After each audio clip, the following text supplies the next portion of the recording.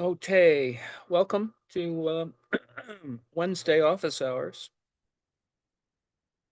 on the 26th of August. How time flies when we're having such fun. Note, of course, this is a very sort of long collection of things, articles, not the complete article, um, but there are certain ideas that work here today that are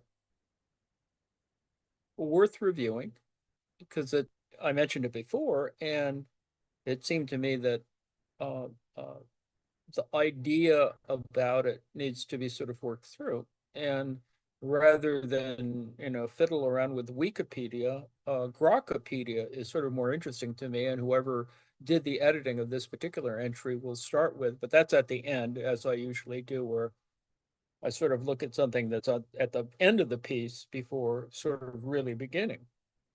Um, the start of this little thing that we're going to do today is work by Hein, an article that, well, that will become clear. Hein was referred to in the prior article that we looked at before, Trig, as I recall, and that's last week's. And so we're sort of working backward on the one hand. On the other hand, by looking at the referred to article, it actually, some stuff wasn't included, and that necessary context, I think, was important uh, to see the trig piece in the context of the Hein work, which is in a footnote. It's a little, it seems circuitous, but it isn't. So, well, hopefully that'll become clearer. Now, today's little effort is called money interest in capital accumulation. But on the other hand, what we're thinking about more is the idea of reification. Not that I'm going to explain that completely today, although I did include a little thing here that just shows there have been a couple of these little charts or PowerPoints, as it were, on YouTube that have described various key concepts. And I think it's really useful because it sort of condenses so many of the particular ideas. So what we're going to kind of look at is the relationship between the abstract and the concrete, the difference between uh, and concrete things aren't, static. I think it's important to remind ourselves that concrete is not like concrete, the Roman concrete. It's really more dynamic. Um, so, but things can be reified in that sense. And of course, reification does describe or explain social relations between people. And it's not the people themselves, but it is the abstraction of treating people, or not necessarily treating people, but talking about the relationship itself, that third element. So, person A, person B, and then the relation between them. The relations between commodities under capitalism resembles that. That is, buyer, seller, whatever.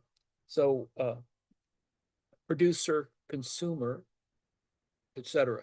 So and then ultimately labor capital. But we see that there's other things that are about reification. And the point, of course, and sort of the point of reification is that it can deliver false consciousness. So that the meaning behind a product is remains hidden, whatever that means. It's similar to Rawls' discussion of veils, and the commodity seems to possess value naturally. So the point to be made today, or at least the entry point, is the idea that price is not value. I mean, it can be used as a shorthand, and subsequently, I'm going to talk about how there's an indexical relation between price and value. But anyway, the appearance is that a commodity seems to possess value, quote unquote, naturally. The word nature or naturally, it actually creates more problems. Um, ultimately, because it is this kind of thing where we draw up certain types of analogies, things are conventional in that sense, but they're not truly natural. They are, in fact, to use an anthropological idea, cultural. And this is where the things either break down or become misled, or and the current political situation has exactly those kinds of features to it. So George Lukács is part of this. Lukács expands reification in his book History and Class Consciousness, arguing that capitalist society makes people and social relations appear like measurable, objective things.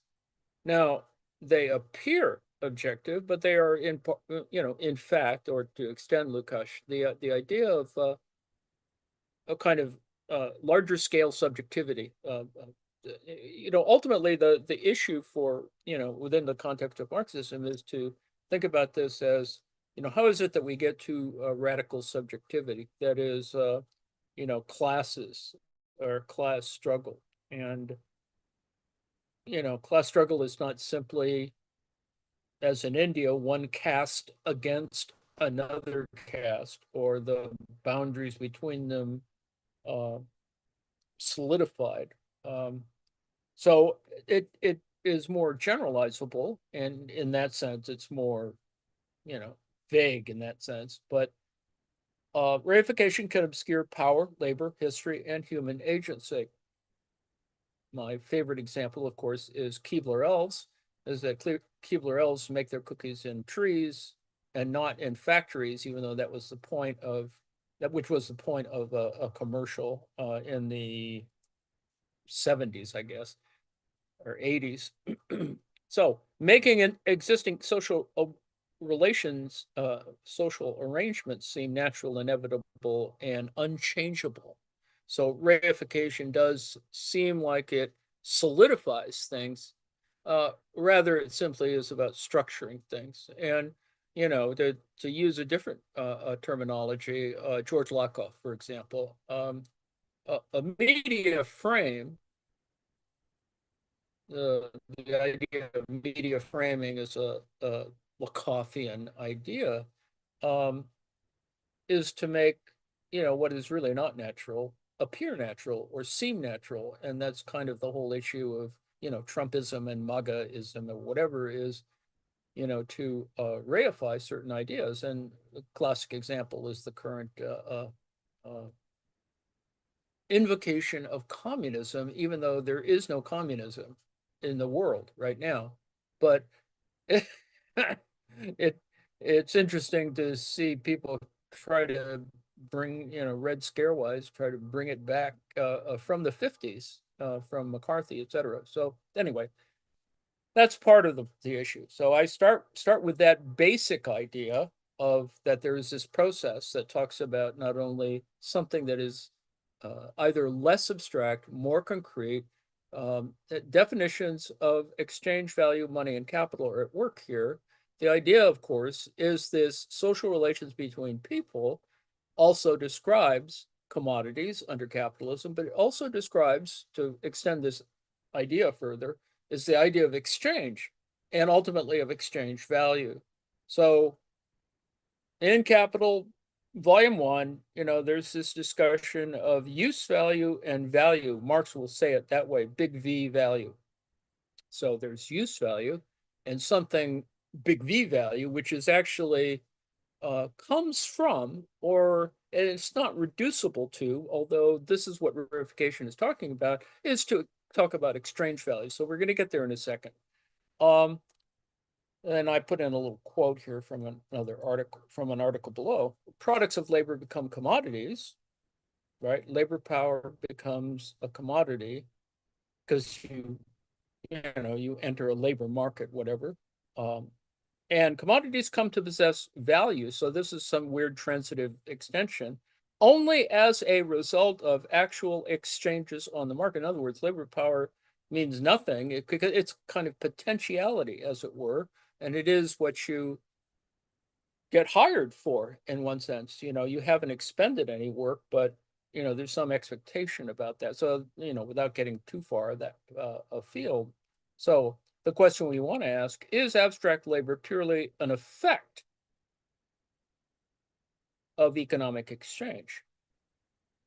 So the point I've been trying to make over the weeks is that this idea that, there is concrete labor, right? You lift something up or pick something up or turn screws or whatever, twist knobs. The reality, of course, is, or you're doing it for a wage, and the wage is a result of, being hired of expectations about what your labor power can do. And this applies not simply for manual labor, but obviously for intellectual labor or mental labor. And it is that issue that Marx talks about, but doesn't fully get it forward. And as we pointed out before, there's a lot of incompleteness in Marx's work that it's been left for in 150 plus years to fill in. And we've done good and bad work, and done things that are problematic. Lenin could be said to have done some of that, and also his actions are problematic, obviously. And then Stalin is equally problematic, although we're going to reach a moment like in Khrushchev in 1956, where de-Stalinization began. And Khrushchev gave a speech that revealed to some people, a great many people, the horrors of Stalinism. Needless to say, Khrushchev was part of that, so it has other purposes, obviously a framing purpose, but it did have its result in a variety of quote unquote Soviet bloc, counter revolutions, or whatever, however you want to call it, Hungary, ultimately Czechoslovakia, et cetera, et cetera. So all of these things, kind of signal kind of where we're going to go in 2026 is the idea that there's going to be a de-Trumpification that comes, in the sense that, a lot of Stalin's images or icons got trashed in the mid to late 50s, 1950s. So anyway, that's wandering too much. Now, for Marx, it's not the relations of exchange, that is the market transactions that hold society together, but the cooperative relations of production that is governed by property rights. This is the key element. The notion ultimately is going to be about property. It's going to take a long way to get there on the one hand. On the other hand, it's always kind of implied, this idea that the libertarians reinforce. That is, I want to keep my stuff, and that's sort of okay. It's just that at some moment, you probably have too much stuff, and it needs to be redistributed. And this is the same thing about, taxing billionaires or whatever, is that I don't think they'd see any, appreciable difference in their lifestyles if, they were taxed at an actual corporate income rate. But anyway, so that does form the cooperative relations of production. That cooperative is real important because it is this exchange or interchange or social relation that is important, that forms the economic structure of society, but it is constrained by property rights, right? Ultimately, property rules. People could die, and someone did die on the Amazon transmission line, or the transfer belts of a Amazon facility, and rather than stop to worry about a guy who died on the floor there, business kept going. So kind of that's the thing. The movement of history can be expressed indirectly by time as a dependent variable. That's important to distinguish between independent and dependent variables, because one is exogenous, that is from without, from outside, and another is endogenous, from within. And that distinction is not as clear as one would like to be. It's there. It can be there, but it is not always there. So as a movement of time, that is, the movement of history is a movement of time, though it cannot be grasped by static abstract time. Now, that doesn't include the idea that's kind of contradictory there. It's oxymoronic, whatever, is that their time is by its, it's always moving. I mean, time's arrow, etc. So um, it, it it may be just a turn of phrase. So I used a different quote here from an article that we'll see below. In Marx, a sharp decline in the rate of profit is not a prerequisite for a crisis to emerge if the rate of profit is already low. We argue further, that is the person who wrote the article, that financialization of capital resulted following the great stagflation of the 1970s.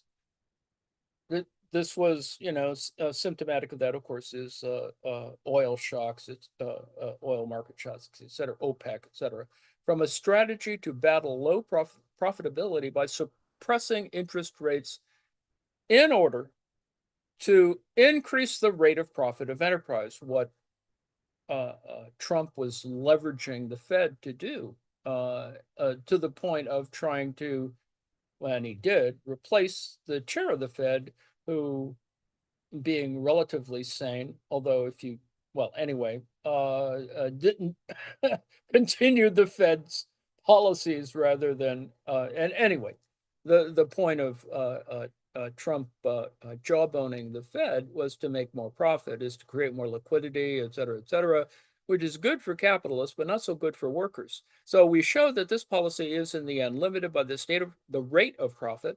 And when the limit is reached, the system collapses, as it did in 2007, 2008. The recurrence of crises is so intense that crises events should be referred to as white swans rather than black. And of course, the story of the black swan is that everyone thought, swans were white until the black swan appeared, which is always kind of an interesting issue relative to albinoism or whatever. Anyway, so there's a whole bunch of things that occur after that. The point that one wants to make is, I mean, I put in a little article here that takes it a little bit further, and there should be no doubt that Marx's study of credit, interest, and financial crises is incomplete. So even the implication of what I just said about the possibility or probability of crises, defining them more clearly is really a big problem. And there's a significant literature discussing this kind of problem. You could say that it's just simply symptomatic of a business cycle, but the reality is, of course, that there is, well, we can argue about whether there is or isn't a business cycle.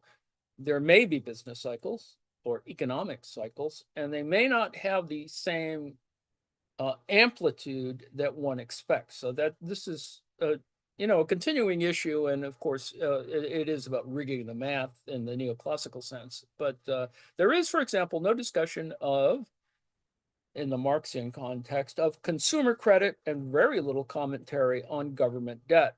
So, we've been looking at a variety of little articles here to talk about, public monies or government money and credit and debt, et cetera. And, just Marx didn't get there. I mean, carbuncles and et cetera, it couldn't do it all. And, a lot was really left to Engels. And, whether that's good or bad is a whole nother set of questions. But, ultimately, it comes down to people like Lenin to sort of say, well, let's stop here for a moment and come back to thinking about this empirically, which he does, and clarify that, which, if Lenin had lived a little longer, the results would probably have been slightly different anyway. Probably still would have World War II. But anyway, Marx devoted little attention to the functions of the state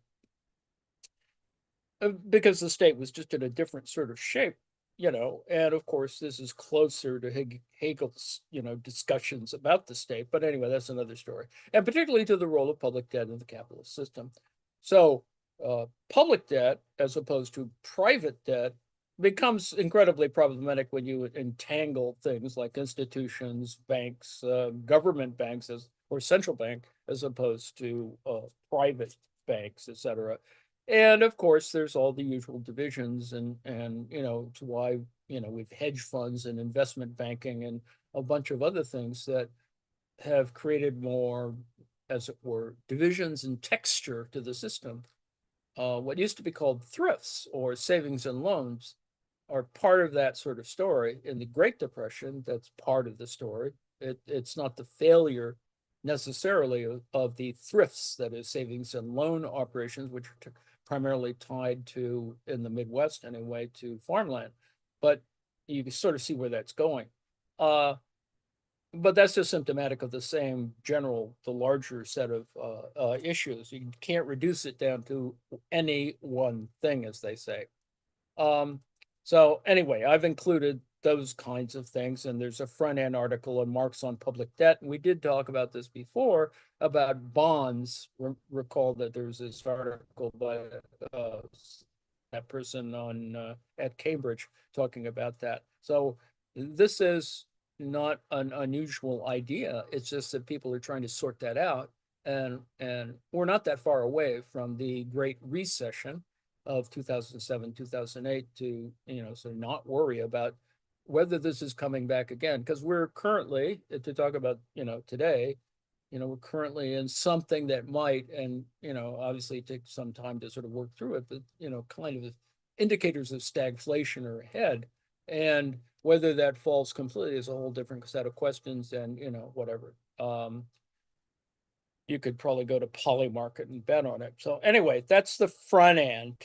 So we're going to go to the back end, as it were, as I usually do, right? So there's an end article here that will talk about financialization and income inequality. So I haven't left out class struggle for those who are nitpickers about that. But the fact of the matter is there is a connection between all of these matters, and it's not to deprivilege and disprivilege uh, uh, the notion of a class struggle. Is just that identifying it would be even part of the problem, and in fact that's kind of not the deal. The issue is about the struggle rather than the class, but we've seen far too much fiddling around with class division stuff. So what we what all of this yammering is about the value form, and so we're going to look a little bit at value form, and my key point will come in the bolded remarks here. If I can get to it. I did put a lot of stuff in here, and of course, obviously, there aren't any exams or anything, so you shouldn't worry about that. So we're going to get to a point, and obviously, we're going to back up a little bit more to explain how we get there. But this is as it were, the money quote.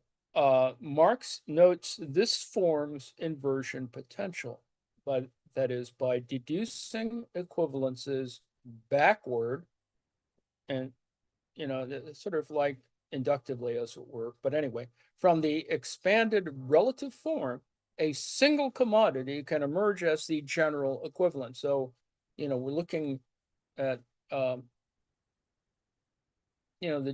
scalar differences, uh, moving from the general to the particular to the singular. That's the Hegelian notion. But this idea is one that is not, perfect or rigid. It's just simply that we can see relations between single commodities, and the idea that it can be generalized. And this is a very standard idea. But the issue for many people, or for Marx in particular, particularly in talking about commodities and volume one of Capital, et cetera, is the necessity or sufficiency of the idea of a money form's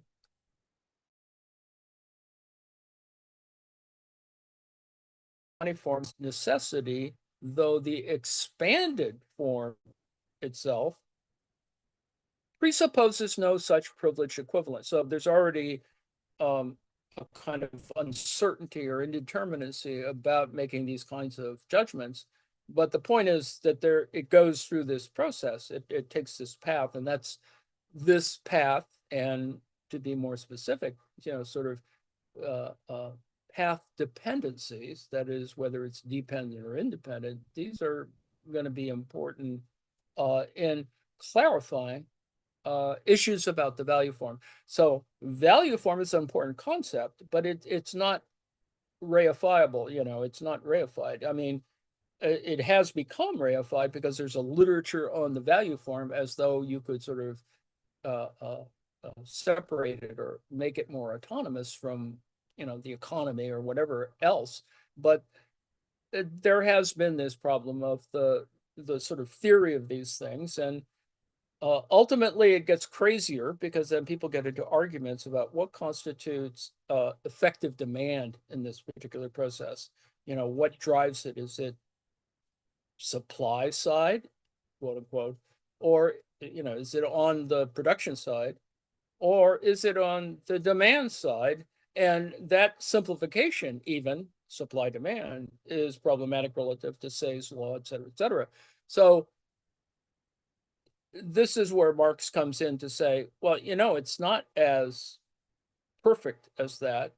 And it's not definable by single moments on the intersection of two curves, et cetera, because there's math that can support that, but that's mainly, extending neoclassical ideas, which is fine and dandy, and because it has, a kind of closed, or it has a more complete logic that is verifiable, is falsifiable.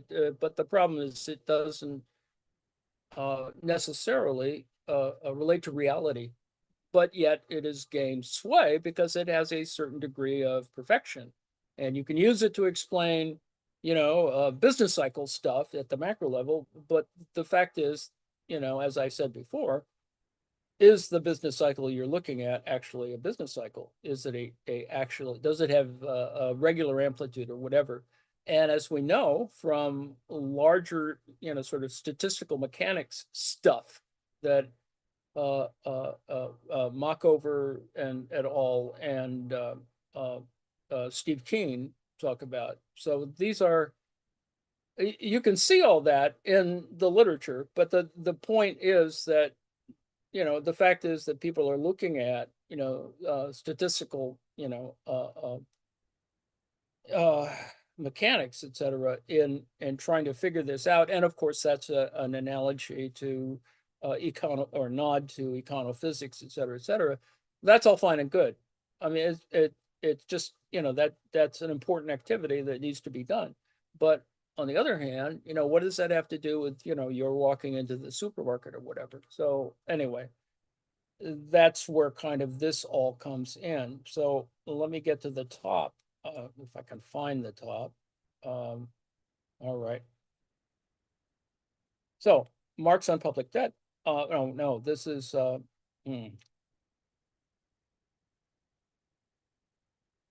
let's go up a little further. Sorry. I did mention public debt before, but where we're going to go to is a place a little farther back or forward. Grokpedia resembles Wikipedia, but whoever has been editing this, because I assume Grokpedia is edited not unlike Wikipedia, that there are multiple authors and that it's constantly being worked through. And there is a main article on value form.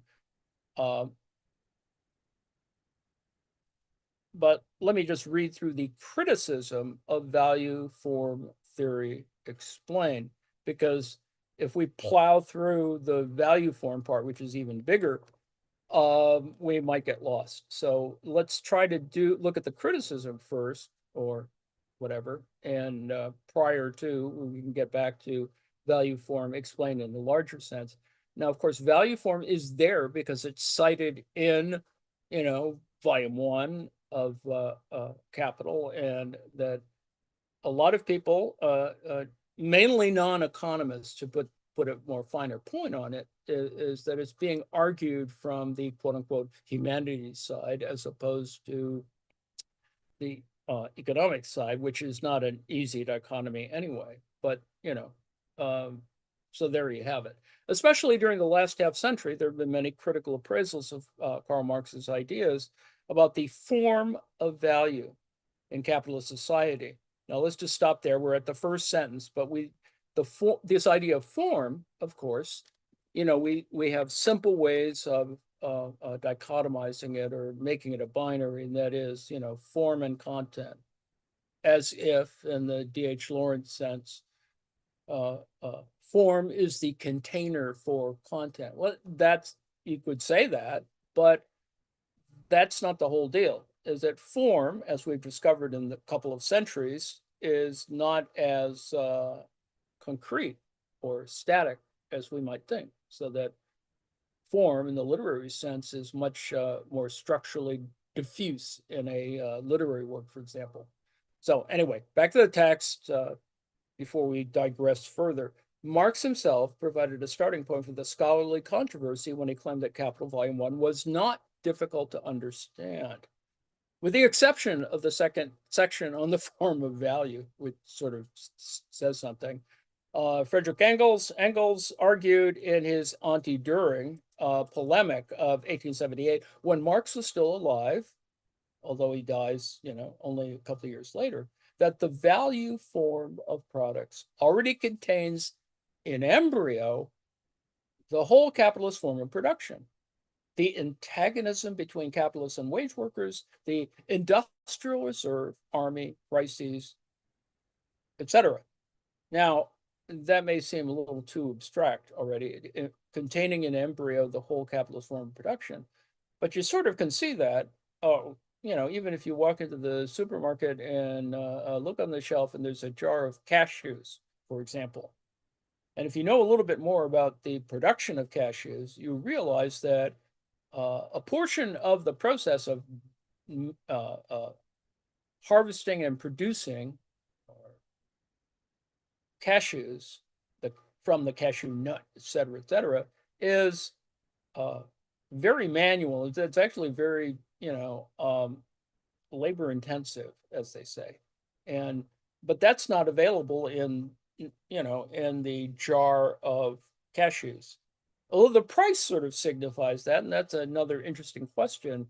Is that price truly representative of the value? And if you've shopped for cashews, you know that they're pretty expensive, actually, compared to peanuts, let's put it that way. And without going into the whole thing on, nut economy, the fact is that, yeah, some things are available to us, and sort of thinking about, well, it must take a lot of work to get a perfect little cashew. And it's not the individual cashew, but obviously there's machinery and sorting and other things that goes on. Anyway, back to the text. Nowadays, there are many scholars who feel that Marx's theory of the value form was badly misinterpreted for more than 100 years. And yes, this is true. There's a lot of ink spilled. This allegedly had the effect that the radical, revolutionary meaning of Marx's critique of capitalism as a whole was misunderstood or diminished, or just simply fought about, so that it became just another version of academic economics. And this is, you can see this at work, and you can see it display itself in a whole variety of things, Trotskyism, the issues about democratic socialism, et cetera, heterodox economics in the West and socialist economics in the East. And that's just an oversimplification there, even in this little Grokpedia entry. It's not as simple as that, as we've discovered. Particularly, for example, if you look at the People's Republic of China and some of the changes that were made in the economy in order to make it more market friendly, or whatever that means, and to change the nature of what the original Leninist or Stalinist version of socialism or communism might be, that's changed. And it's been more quote unquote liberalized. And uh, anyway, that's another story. But I think you can see that there is pure socialism is very problematic to even find. Most of it devolves to authoritarianism of a kind of whatever brands of authoritarianism, etc., and they're not truly socialistic either, simply because they can be overthrown, or you can kidnap the leaders or whatever. Anyway, since the mid 1960s and after the collapse of state socialism and Marxism Leninism in the Soviet Union and Eastern Europe, 1989 to 91, there has emerged a new critical literature by Western Marxists and non-Marxist scholars. Now, note, of course, that there's a lot of trashing of what counts as quote unquote Western Marxism or non-Marxism or whatever by people who, whatever, defending the flame. So we'll set that aside for the moment, even though that it has Eurocentric Western Marxist issues, and uh, reveals certain other deficiencies. But anyway, that's it. About the conceptual foundations of Marxist theory of value. So we're already back. This is value, and form of value, or value form, is equally problematic. But Eastern Marxian scholars have also contributed to the international discussion and influence it. That's kind of where we are with the Lasordo stuff, etc. It's been demonized as Stalinist or whatever. That you should sort of uh, uh, step over that to note why it is an important critique. Anyway, the interpretation and criticism of Marx's concept of the form of value is part of these new foundational studies. So you could say that, and it's not as radical as some forms. But new interpretation in political economy, the new interpretation school, as it were, of Marxian political economy, is sort of part of that, and of course, for some folks, difficult to kind of transform. So anyway, several different schools of academic value form theory have appeared in different countries, not to make them necessarily national.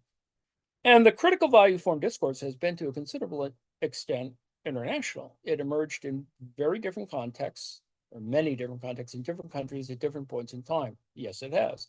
This article contains only a brief description of the 5 main themes of criticism of Marxist theory of the form of value, referencing some of the key thinkers and some of the important arguments made. These themes are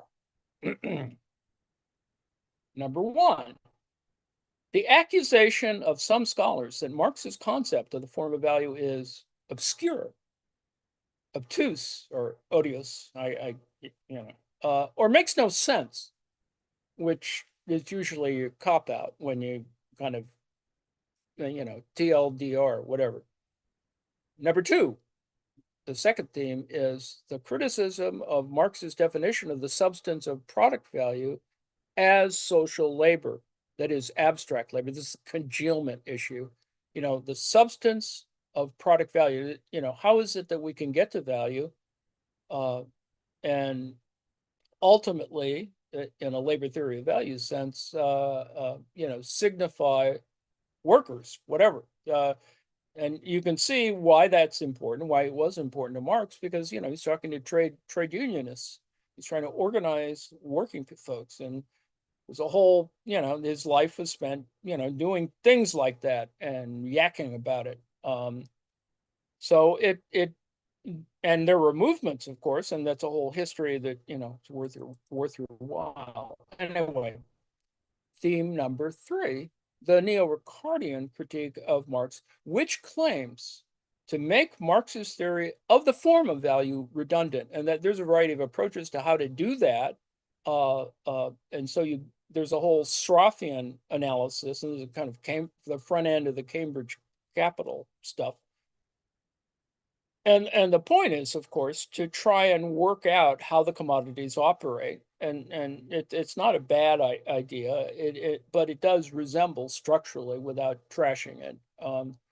Some of the, as it were, simplifications, well, you could argue that it's a reification of certain concepts. And it just makes it easier to operate too, and it has more viable math if you want to think about, Sraffa's effect on other folks. More interesting, of course, is neo-Ricardianism applied to, for example, land policies. So anyway, which brings us to the fourth theme, that is the chartalist criticism of Marxist theory of the money form of value. And now part of this is to expand the notion, or more fully explain the relationship of land, labor, and capital, with a sort of, that land is a good way to organize it, but it isn't the only way, because, we have other things like rent and tall buildings and whatever. So a money form of value is, a one result of, anyway, theme 4. Theme 5, now this is where, things can get a little bit more conflicted, let's put it that way, or it comes in conflict with certain other folks like Hayek, whatever. The libertarian critique of Marxist theory of the form of value, which defends the price system and free markets as progressive and as the foundation of a free society. Now, without going to hackneyed, song lyrics about freedom isn't free and blah, blah, blah, blah, it is important to have that critique and to have that conversation. But the point is, like free trade and free enterprise, they aren't. They just aren't. But you need to sort of work through the issue and sort of see that there are structural problems with making those kind of claims. But anyway, that's another story. So 5 themes, not exhaustive, but important to think about, because there are these different points of view or entry points for the argument and about value form. So the concluding section of this article describes how Marxists and socialists responded to such criticism by defending various theories of quote unquote market socialism. You can argue that in the case of China, with multiple coexisting methods of resource allocation, both market allocation and non-market allocation. It's this idea that, there are a lot of mixed economies out there, some of which are more socialist, whatever that, than others. Also, the fundamental argument of even American capitalism has socialist elements to it that some people would like to get rid of, because they impair the freedom of concentrated capital, or big capitalists, or trillionaires, or billionaires. So anyway, that's a whole nother thing. But that's kind of what it means. So in advance of direct allocation within the communist economy, so those are the kind of bookends, as it were. Now, this is a criticism section of the original part here in Grokpedia about value form. So obscurantism, the criticism most often heard from the critics of Marx, such as Friedrich von Hayek, Karl Popper, Francis Wheen, and Ian Stedman. No, all of these they don't all have the same ideological bent. I mean, some are really kind of interesting. I kind of like the idea that Ludwig Wittgenstein, without dropping too many names, waves a fireplace poker at Karl Popper. But anyway, is that even if Marx himself meant well, Marx's value form idea is simply an esoteric obscurantism that is, quote unquote, dialectical hocus pocus, sophistry, or mumbo jumbo. And it, lest you think that that's unimportant, Richard Dawkins criticizes before what's his name, Jason Otteray committed suicide, is that uh, that person is a sociologist of education. His work was obscurantism, and it was a defense. It was just sort of nonsense or whatever, and or mumbo jumbo. But it's not that. It wasn't that. It's actually readable. It is not the best writing.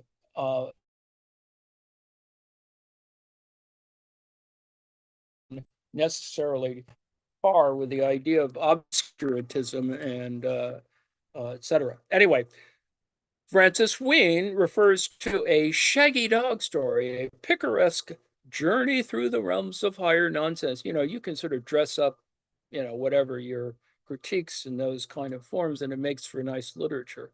Mark Blogg stated that the reader will miss little by skipping the pedantic third section of chapter 1 and Marx's Capital, Volume 1. Now, that's left for a whole other set of things. But, Mark Blogg actually had some very good points to make relative to Capital Volume 1. Anyway, this type of criticism was already being made when Marx was still alive. As Marx himself reports in a postface to the second German edition of Capital, sort of compelled Marx to, make other kinds of suggestions, and certainly impelled Engels to make some changes as well. Often, Marxists have replied to this type of criticism by just restating Marx's arguments in clearer language, whatever that means. Now, we are on another new translation of Marx's Capital Volume 1, and it is a little clearer, but there are still other issues that need to be worked out. But, at least it's an effort in the English language.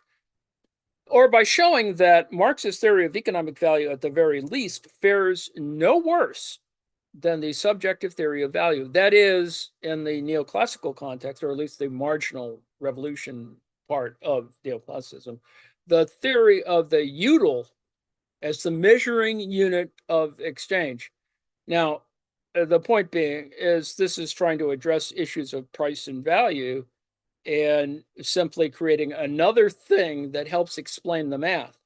So the util is, on the one hand, an interesting neologism because it does refer to utility and to use sort of abstractly, but it doesn't quite get us where we need to go. Although, decades of elementary economic texts kind of use this, and professors have used that, but we're beyond. Hopefully, we're beyond that. Hard to say, though. Even so, when he published his very clear restatement, the analytic Marxist philosopher Gerald G.A. Cohen explicitly disassociated himself from Marx's value theory. Now, that's one way to do it. Cohen argued that it's possible to have historical materialism without a labor theory of value. That's a very radical position to take, and Cohen sort of logically proves it, or at least has a logic that is not one that you default to in neoclassical economics, but unfortunately can support that in problematic ways. But anyway, because one does not logically entail the other as well. That historical materialism does not logically entail labor theory of value. Marcel van der Linden accepted Cohen's approach, noting that whether Marx's theory is exactly right or not, it remains a fact that the working class produces a surplus product about which it has no say. So you can see the fundamentals of the issue there. Marx himself never referred to his own theory as a labor theory of value, and that's important as well. I mean, labor theory of value, LTV, is a shorthand that, can be made even more problematic by simply talking about it in that way. So it's only an entry point, and you can go a whole bunch of different ways when you talk about labor. Another thing, but it's important to be open as opposed to closed about certain ideas. This is where reification comes back. So Cohen's interpretation contrasts with Lenin's opinion in 1894, repeated by Johann Witt Hansen, that with the appearance of capital, das Kapital, the materialist conception of history is no longer a hypothesis, but and this is the overstatement, of course, a scientifically proven proposition. And a lot of people are going to make a lot of claims in a whole bunch of different areas, and we know that scientifically proven propositions have issues, become problematic. Anyway, earlier on in 1880, Engels had written at the end of part 2 of his pamphlet that two great discoveries, the materialistic conception of history and the revelation of the secret of capitalistic production through surplus value, we owe to Marx. With these discoveries, socialism became a science. Now, this has an ideological implication and blah, blah, blah, blah, and we're not going to get into that. But, some people really run with this, that socialism is a science, whatever that means. And people of different stripes, can have other issues about what counts as a science. Is it falsifiability? Blah blah blah. But we're not going to go there. But that idea is important. So kind of keep that in mind, because there was many decades of discussing socialism as a science, and some people still do. So, substance of value. That is Marx's argument that the exchangeability of reproducible commodities with recognition of their relative values is enabled by the common factor that all of them are products of social labor. That is, cooperative human labor producing things for others. And as Rick and Morty say, is it just simply slavery with extra steps? It isn't, but because you can make a joke about it, but it is social labor does exist. But social labor existed before we called it social labor, so that's a whole nother set of issues.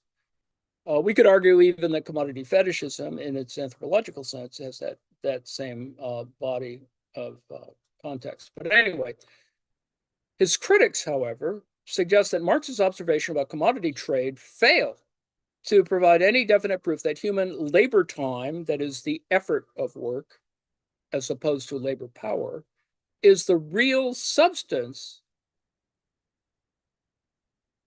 of the value of commodities. So you already see that there's a kind of reifying argument built into this, that you're trying in a deterministic sense or in a reductive sense to try and, on the one hand, make it clear. And remember, or one way of looking at Capital, Volume 1, is as a kind of technical manual for the manifesto. It's not really that, but I mean, the point is that Capital was meant to be intelligible to a wide variety of people, and hence the argument in there has kind of that breadth to it, and it also either benefits or suffers from all those different versions of it and editions and translations, etc.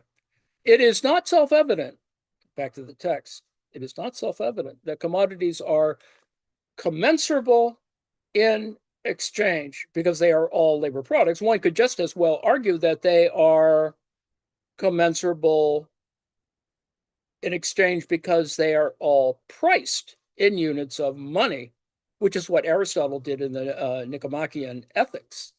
Now, this is important because you can see different ways in which you can reduce it or make it more efficient or make it more coherent. Prices are a proxy for that.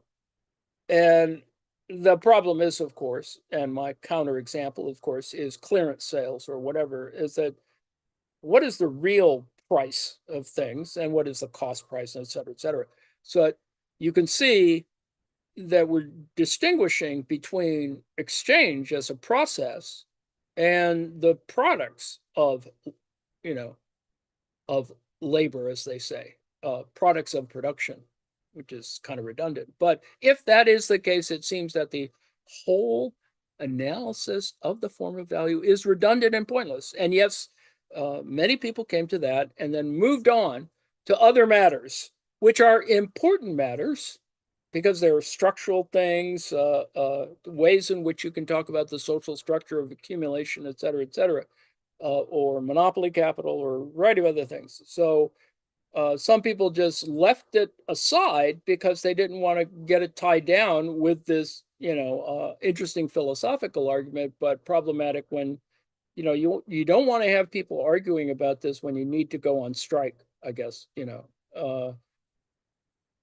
Anyway, Marx's own response in a famous letter, and this is a very famous letter and should be part of your reading regardless, is a letter from Marx to Ludwig Kugelmann, dated 11 July 1868, Marx became extremely indignant and derisive about this objection, stating, among other things, et cetera, et cetera. So there's a modern version of that, the modern value form debate, in 1989. Simon Clark captured the essence of the modern value form debate within Western Marxism as a hyper abstract scholastic debate about the form and content of economic value. See, already you see what I was talking about before about form being the container for content, etc. The oversimplification. So this is a quote. The unresolved issue, David Christiansen Gorel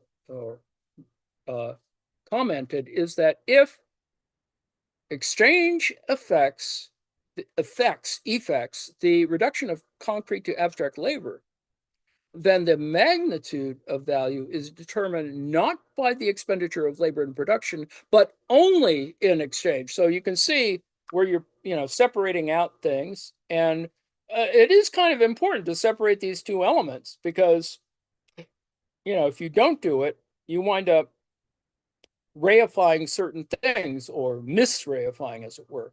So although Rubin did refer to a, quote, quantitative determination of abstract labor before the act of exchange and independent of it. Now you can see where the boundaries are being created. So it isn't, it appears prior to exchange and yet is also independent, then you have this issue, which on the one hand does support the idea of surplus value ultimately, but also becomes, even more diffuse as an idea and difficult to demonstrate. It's just harder, that's all. Yeah, and to go back to my cashew example, can you see surplus value signified in this particular product? And you can actually, if you consider certain smaller elements.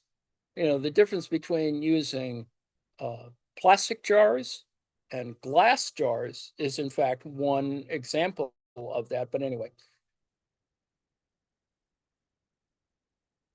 so determination of abstract labor before the act of exchange and independent of it, by his own definition, he lacked any method, as I just said, for determining the magnitude of abstract labor prior to exchange, or for showing how it might influence product values. It does influence product values.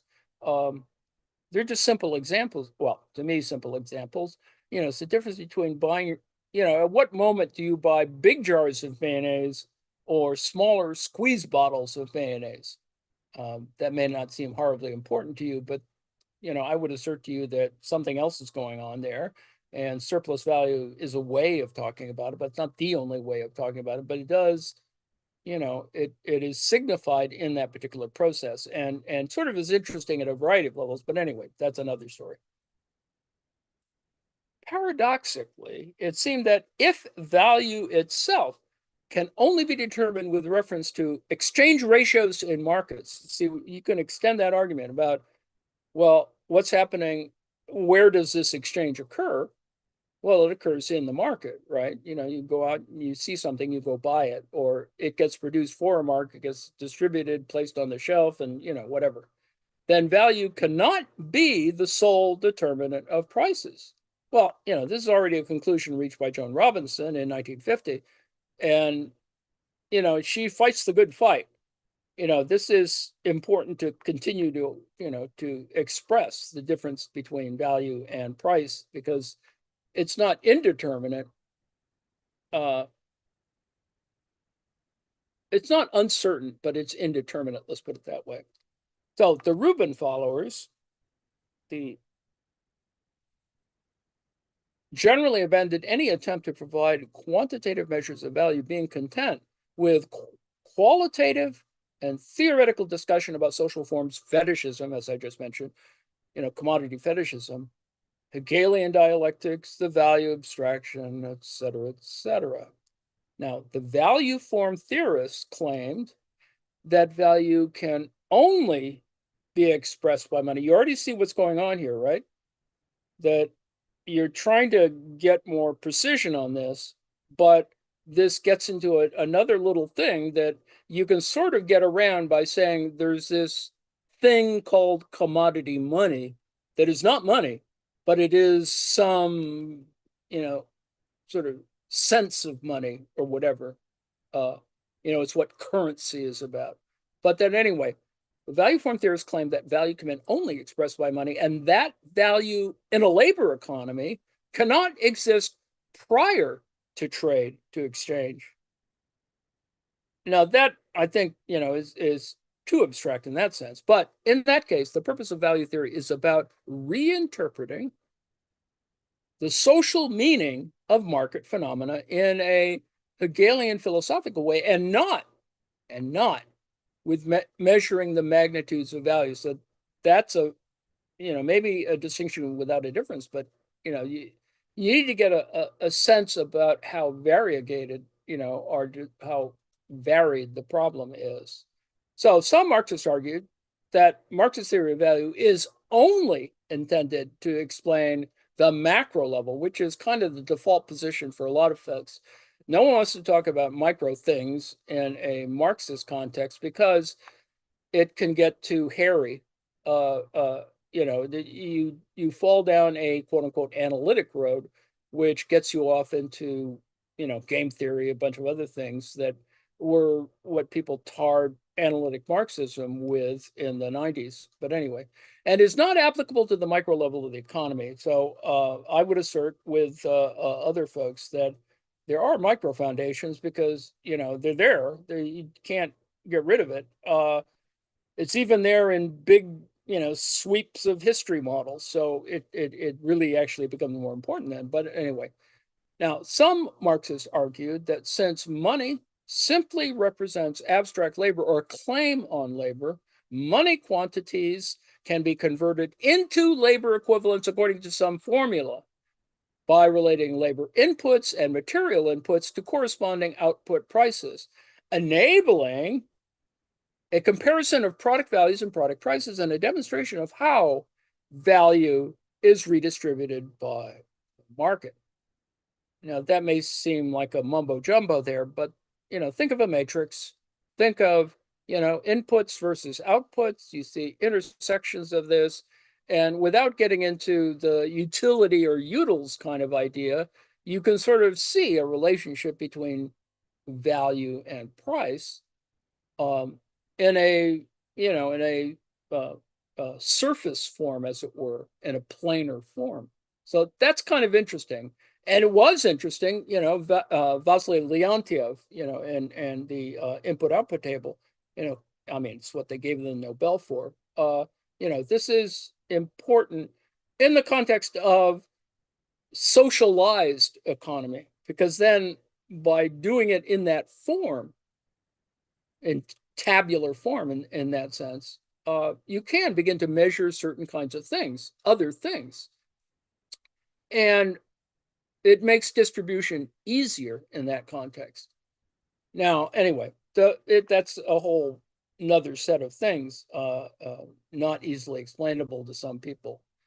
And there are also Marx scholars. See, this is a wide range of things, but you need to know where these smaller little, this is a micro foundation argument, where these little things either come together or break down or whatever. it is a dynamic argument, and one obviously more important in colonial societies or neo-colonial societies or settler colonial societies than in, bog standard industrial capitalism. So one needs to appreciate those differences and know, of course, that they all exist together. I mean, America has an informal economy that has sweatshop labor and tedious manual, quasi, feudal labor, et cetera, et cetera. There's all kinds of stuff. I mean, its worst form comes in other economies, but in the United States, there's some protections for it, not very good ones. And obviously, criminals pretending to be police have taken advantage of that. Anyway, so there are also Marx scholars such as Guillermo Carcetti, who tried to combine a dialectical and an econometric approach to understanding the forms of value, which is what I was just talking about. There's a way in which you can talk about this in a more matrix or more, displayed kind of form, tabular form, to get to certain kinds of arguments and not lose certain dialectical elements in the argument. Now, that hasn't been broadly explained, and it has a thing that hasn't been totally worked out, but it can apply to knowledge industries. It can apply to more intangible assets. And it's already there. Carcetti wrote about it. So, but nobody reads that particular Carcetti text. But anyway, contemporary Marxian academic research in value theory has become a broad area. In 2018, Riccardo Belfiore, an Italian Marxist economist, concluded from his own perspective that Marxist value theory has, surprise, multiple meanings. Now, this can cause extra confusion if I haven't confused you already, because what one Marxist means by value theory may not be what another Marxist means by value theory. Nevertheless, Ben Find and Alfredo Saad-Filho, commenting on contemporary Marxists, say blah, blah, blah. So the old Marxist theory was held together by the philosophy of dialectical materialism. And dialectical materialism is the default for certain orthodox positions that, that some people, even in the West, might call, sort of the old school or whatever Marxism. But in the new academic Marxism of the West, value theory is said to be actually the unifying factor. That's why value form stuff has tended to be written often without fully explaining what they mean by value form. So the unresolved issue is whether value theory really can be the unifying factor. You see, you're already in the weeds when you don't sort of know what prices are, and then how to get value from that is another kind of issue. So value can be really the unifying factor if there are a large number of different and competing Marxist interpretation of value with many different flavors, tastes, and preferences, and pitched at many different levels of academic abstraction. And it's quite true. I mean, there's a hierarchy of unfortunate interpretations. And while it may seem, sort of hyper meta to talk at this kind of level about, what counts as abstract, what puts the abstract in abstract labor, you sort of need to go through it in order to sort of find your own, sort of reckoning with this stuff. So already in 1951, when he had tried to create firm conceptual foundations for value studies, the anthropologist Clyde Kluckholm concluded that the task was exceedingly difficult, if not an impossible venture. And so there's stuff on that. Historical specificity and generality, a sub-theme of this academic controversy, concerns the issue of whether concepts like, as I just mentioned, abstract labor or the value form are historically specific categories, or, and this is where it gets, ugly, transhistorical categories. Now, even implying transhistorical categories, aside from idiots like Trump thinking it means something else, like transgenic mice. Um, you, you already get into the weeds there. So, but let's set that aside for the moment. Or, for example, Massimo De Angelis and Christopher J. Arthur claim that abstract labor is a specifically capitalist category, which has no transhistorical validity in different modes of production. So declaring it specific may not necessarily get you there, but it's at least one way of approaching the problem, ceteris paribus, etc. Now, according to Karl Korsch, also important, principle of historical specification, Marx comprehends all things social in terms of a definite historical epoch, and this is an underlying issue, right? Always historicize. That's one of the fundamental issues that one needs to sort of get at. Um, I'm coming close to the end of what I'm supposed to yak, what I want to yak about, but we'll get there. Marx himself said that the abstract category of labor, labor in general, or labor as such, that, for example, labor considered with indifference to the particular forms, expresses an immeasurably ancient relation valid in all forms of society, or an ancient relation existing in all forms of society, right? Slavery with extra steps. But he went on to say, only, and this is the point about capitalism, only in modern bourgeois society is exemplified by the United States. Is this category fully realized in practice? It's unfortunate to make America, sort of the fortress of freedom, but you can see how this is going. And you can see the abuse of it in the current, moment in history. Because there does a system of price equations exist within a universal market, which can really and practically reduce the valuation of all forms and quantities of labor uniformly to sums of money. So that any kind of labor becomes an interchangeable tradable good or input with a known price tag and is also practically treated as such.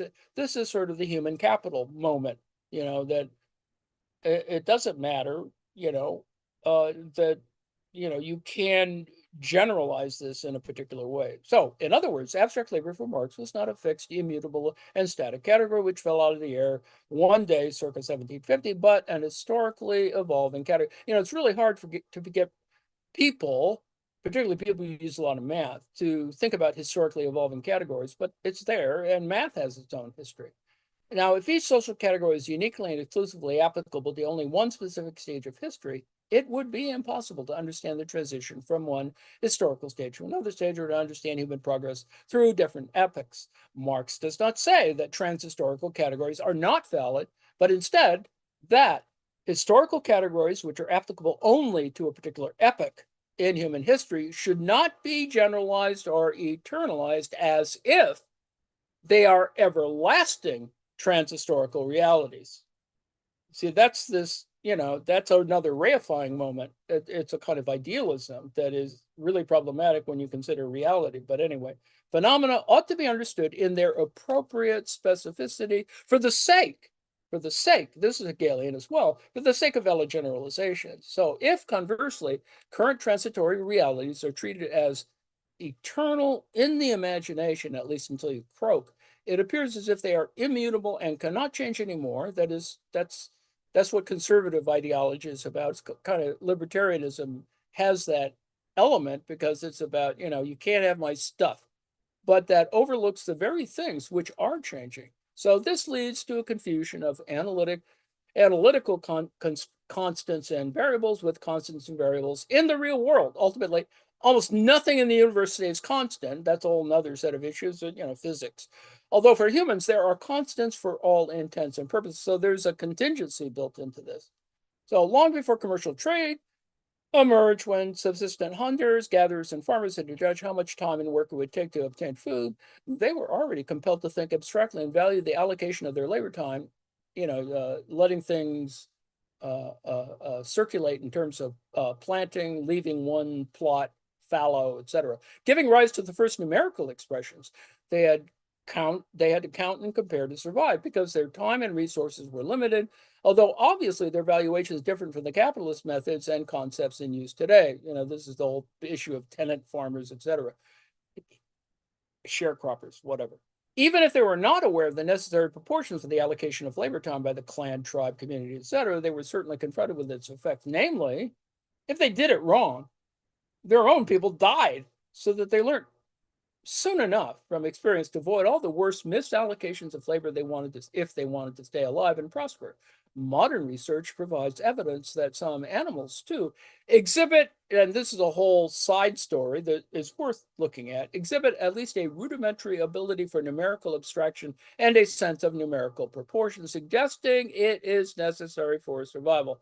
Now, that's a whole other set of stories. So, in this sense, Marx comments that value, Marx says, does not have its description branded on its forehead. You want to make an app.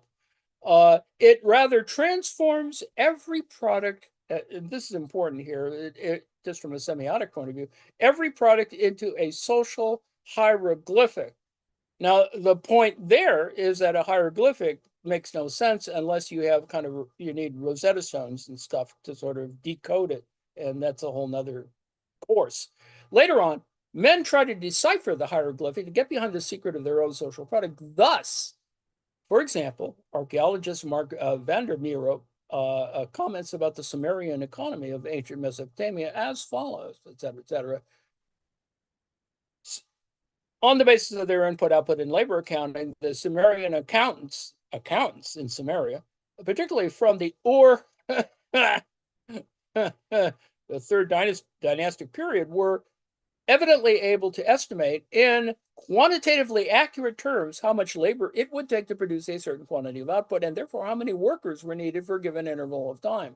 According to archaeologist Robert Englund, the concept of value equivalency was a secure element in Babylonian accounting by at least the time of the sales contracts of the ED3A, the Phara period, which is about 2600 BCE. The formation and use of grain product equivalencies was an important step in the direction of general value equivalence, best attested to in the Ore 3 period for silver, but then still generally applicable for other commodities such as grain or fish, including finally also labor time. So, lest you think this is invented by Marx or something, this goes back a ways. It's just that it's not included in all accounting measures or types of commodity transfers. But anyway, labor historian Jan Lucassen states that the first wages were paid to soldiers employed by early states 5,000 years ago. The first labor markets emerged between 2000 and 1000 BC when temple officials began to subcontract labor. And wage workers were being paid with coins since about 600 BCE. Already, 2,000 years ago, hired workers could be paid for a specific part of a working day with coin. And now, lest you think that's unimportant, this is part of the whole, or one part of the argument that Scotty Besant made 2 days ago about Iranian soldiers, that once their paychecks started getting screwed up, they would revolt, or implied that, this could pressure the Iranian regime. So this is not new or whatever. The significance of such historical and archaeological data about the evolution of abstract labor and value is denied by many Marxists, and this also is part of the varied thing, because according to their idea of historical specificity, see, we're already arguing about it. Capitalism is capitalism only if there is capitalism, and value, big V value, is exclusively a creation of capital. That's one way to do it, but it's not the only way. So the point being is that there are different schools of thought, and Isaac Rubin's book in 1923, at least pushed the argument forward. So now Rubin makes a statement that already gets us into, neo-Ricardianism or whatever. All post-Ricardian political economy revolved around the question of the relation between production price and labor value. Now, answering this question was a historical task for economic thought. In Marx's view, the particular merit of his theory of value is that it gave a solution to this problem. Now, this has all kinds of other implications. Of course, Rubens claimed that in Marx's view, the labor theory of value and the theory of production prices represent two, count them, two logical stages or degrees of abstraction from the same economic phenomena, instead of being two models that contradict each other. It would have been so much easier for some people to sort of make this distinction in the argument. I mean, it shouldn't have taken until 1923 to sort of think about this, but that's what happened. The next problem, however, was that Rubens' vague levels of abstraction, you see already in the weeds, interpretation never clarified what exactly this means in verifiable, this is the science stuff again, verifiable and quantifiable scientific terms. And therefore, critics argue, Rubens' alleged solution is no scientifically acceptable solution at all of the problem of the relationship between production prices and labor values. It is just a definition. So that's part of the problem, but it gets worse than that. But let me kind of, it goes all over the place. But the point is that value form has, certain considering elements. So we go on further here, and this is a pretty good, short version of the problem of value form. In this way, the quantitative attack by neo-Ricardians, from above, against Marx's value theory is considered to become irrelevant. So there's a body of literature that says, well, this, you spent decades doing it, but it doesn't mean anything. So the value form school has become very popular, especially among Western Marxists who are not economists. So that's kind of where it all breaks down. And then there's a discussion of the historiography of it, the radical break from all conventional economics. And then that's the whole other sense. And then, of course, value form theory as a special branch of radical theory has been popular among intellectual supporters of autonomism and anarchism, although Antonio Negri of Hart and Negri thinks the theory is outdated now. So that's a whole other set of things. Negri's theory is roughly the same as the Financial Times journalist John Kay, who believes that the political and economic environment in which Marx wrote was a brief interlude. That's another way to look at it in economic history. It's an interlude rather than something continuous. So both writers regard Marx's theory of value as outdated, although they still like to use some of the Marx's rhetoric. Value form theory is an important strand in the German Neue Marxlektur, and there is also a post-Marxist value criticism. You see, it just, let 100, schools of thought contend. And it gets straightened out a little bit by Alfred Zornrethel. And well, let me come to the point, and this goes to a critique of Friedrich Hayek,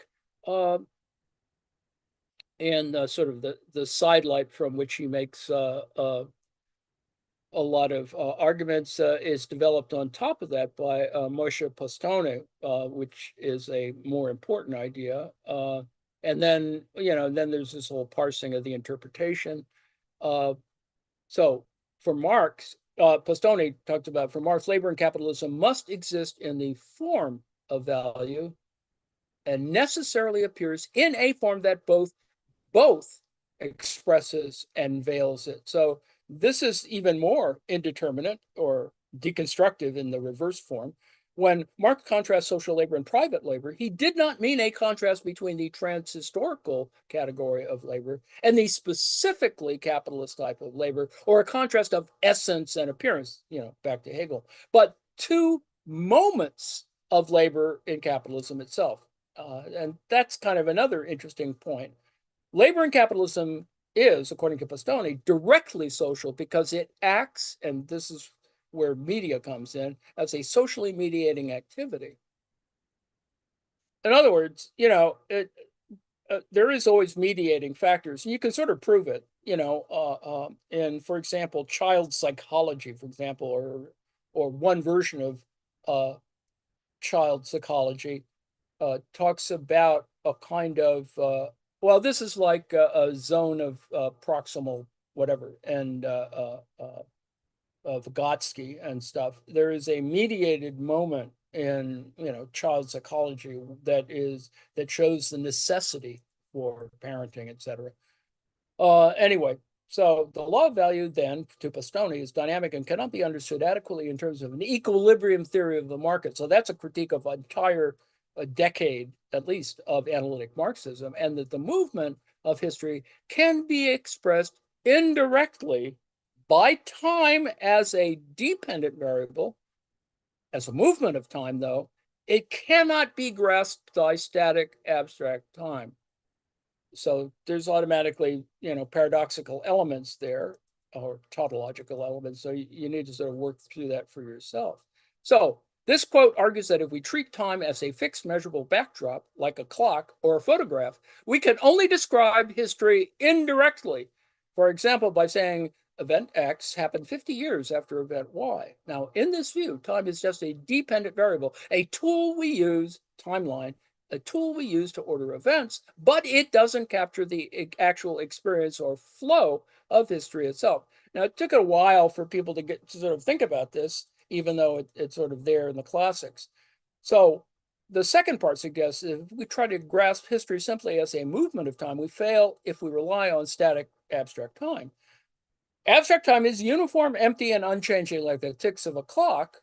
And this is important. The ticks of a clock can be seen as abstract time, whereas the movement of history is dynamic, lived, and full of qualitative change.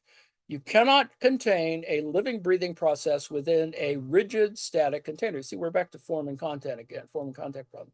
So the quote highlights a distinction between two things: chronological time, the measurable, abstract metric used for ordering, that is the dependent variable, and historical time, the actual fluid experience of change that cannot be fully captured by a clock or calendar or a photograph. And so, but you need both. And the point here is, following on Bergson and a bunch of other folks, who distinguishing between clock time as spatialized and measurable and duration, durée. Now, this entire historical school that discusses it in that way. And, Piketty is borrowing from that, even though, whatever, there's a whole nother set of stories there. But it is the continuous qualitative flow of consciousness in history that cannot be broken into static units. So you can modify his theory such that rather than value being created by cooperative human labor, value and abstract labor can be regarded as effects or social forms created by the exchange process itself. So we're already back to kind of our initial question of the difference between, whether it is the sort of description of labor itself or whether it's something else, that it has something to do with exchange. But there are exchanges going on all the time. There are exchanges between humans and technology, or humans and other humans via technology. They're also part of this mediation process. And then there's a whole monetary thing. And so ultimately, we'll get down to that distinction that I began with from a different article that comes from that, is to go to the money form, which I'll close with, and then because I've already run out of time. So the point being, in these last two paragraphs, is that here, the value of a given commodity in its relative form is equated not to a single other commodity, as in the elementary form, this is Sraffian, but to an indefinite multiplicity of distinct commodities, reflecting, and that's problematic, the potential for exchange with any other product of social labor under the commodity system's division of labor. So this is, with respect, this is a better way of describing that labor power thing, labor-power. So this expansion arises logically from the limitations of the elementary form's accidental or singular equivalence, which fails to capture the full social universality of value. This is why people look at macro stuff rather than micro stuff. By chaining multiple elementary expressions, that is, multiple elementary expressions, that is commodity A equating to B, then B to C, etc., the relative value of A becomes expressible across the entire spectrum of commodities. That's sort of the historical thing. Now, the close on this is the explanation of the 20 yards of linen equaling a coat. I mean, to me, this is the best way to introduce the idea, is that the coat doesn't lose its linenness, but similarly, the coat is sort of there in the linen, but not really in the linen. And then you can do other things like get some tea, get some coffee, and it's not simply barter. It becomes this other set of, relative forms, wherein its value magnitude appears as a quantitative proportion of diverse use values on the right, each serving as a particular equivalent. So there's a certain linearity in this. And this is a way in which we talk about total. And this dovetails into David Harvey's concept of what total means. So, so Marx, and as I said before, Marx notes this form's inversion potential by deducing equivalences backward from the expanding relative form. A single commodity can emerge as the general equivalent, paving the way for the money form's necessity, though the expanded form itself presupposes no such privilege equivalent. So there is a certain indeterminacy, not uncertainty, but indeterminacy. So thus, while analytically exhaustive in linking value to the commodity world's breadth, it exposes a value form. You see, we're right back to value form. Value forms inherent contradictions in pre-monetary exchange. So before you get to the cashier's station, there's something else going on, driving historical and logical progression towards contraction into a general equivalent. Now, we can go on further here, but the article I put in here, ex post, relative to the Grokkopedia article, gives us a better kind of view of the labor theory of value, that you don't have to get rid of it, but it can't stay here, as they say in bars. It is a problem that needs to be sort of worked out. So Grokkopedia value form discussions, that's kind of where it begins, and you sort of need to look at this before you look at the other thing, but we didn't have time to do it, so I went straight to the criticism. So in your reading, you should probably read the value form section first and then look at the criticism. Because the point that's being made in here, it is that it is serial but not sequential. Let's put it that way. The difference between ordinal and cardinal, maybe. This is a set of things in which you can sort of talk about this stuff, but you can't get into this reified version of it where value form things transcend or privilege themselves ahead of economic matters in the last instance. And the reason why this happens is because of the changes, quote unquote, in form, that is digital markets, for example, or digital products or services. And in fact, even the question of products and services becomes messed up when you think about it. So anyway, that's all I have to say, which probably is too much. And let me see if there were any comments in the chat. Only a couple. Naturalizing is how we get mystified, I think. Yes, indeed. Animal math is a interesting question, and yes, there's a whole literature on that. And then there's longue durée, which is the Annals school theory of history, which says, or one argument from it is that this contrasts with the great man, great person sort of theory of history, and what, or that specific events like wars, are the more important part.